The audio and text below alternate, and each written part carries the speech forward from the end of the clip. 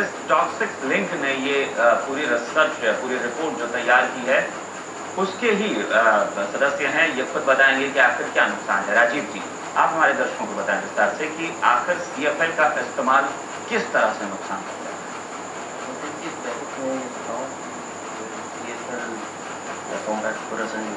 चर्चा हो रही है यहाँ पे वो एनर्जी क्राइसिस और क्लाइमेट चेंज के हिसाब से जो है वो इंट्रोड्यूस किया गया है। और इसकी जो है आप ग्रोथ रेट देखें तो पिछले 5-6 सालों में करीब 40% की इसकी ग्रोथ रेट है। तो और एक भविष्य में जो पुराने जो ट्रेडिशनल लैम्प थे उसको हटाने की भी बात होगी धीरे धीरे, ताकि आपकी एनर्जी कंजम्पशन जो है डोमेस्टिक लेवल पे या इंडस्ट्रियल लेवल पे कम हो सके। जी तो उस हिसाब से आप देखें तो हमारा प्रोडक्शन लेवल और जो फ्यूचर मार्केट है वो एक काफ़ी प्रॉमिसिंग मार्केट है CFL इंडस्ट्री की।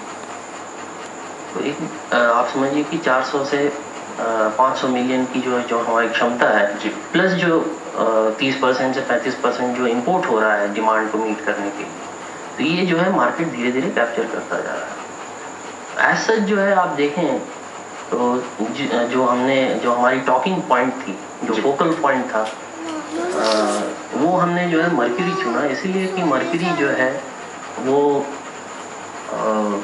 हेवी मेटल्स में, या आप समझिए कि जितने भी इन्वायरमेंटल टॉक्सिक हैं उसमें से एक काफ़ी अहम टॉक्सिक हेवी मेटल माना जाता है। और आप समझिए कि शीशा या लेड के बाद जो है नंबर 2 पे ये आता है जी। तो उसकी मात्रा जो है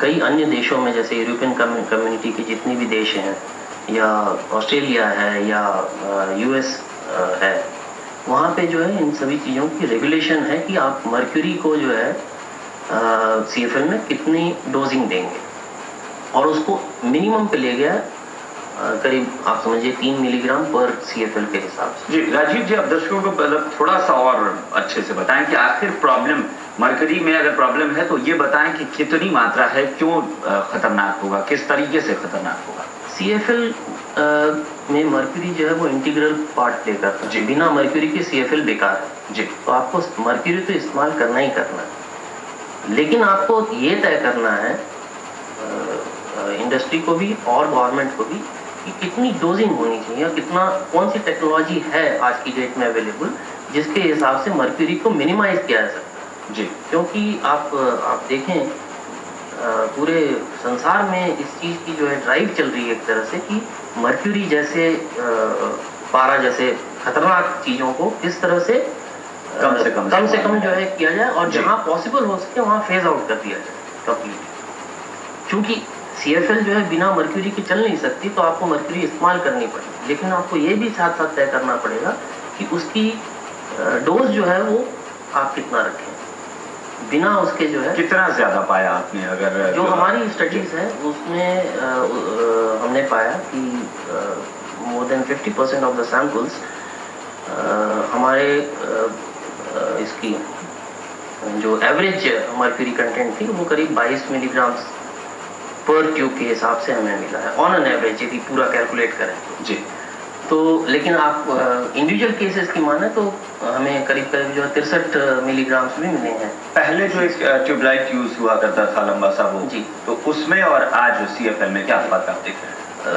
उसमें जो है वो एक तो जो है 40 वाट की आती है जी, 40 वाट की नॉर्मल जितनी है वो डबल एंडेड ट्यूबलाइट्स में आती है। उसमें भी जो है मर्क्यूरी जो है बहुत अहम कंपोनेंट होता है, लेकिन उसमें CFL से आप समझिए कि 3-4 गुना ज़्यादा मर्क्यूरी यूज होता है।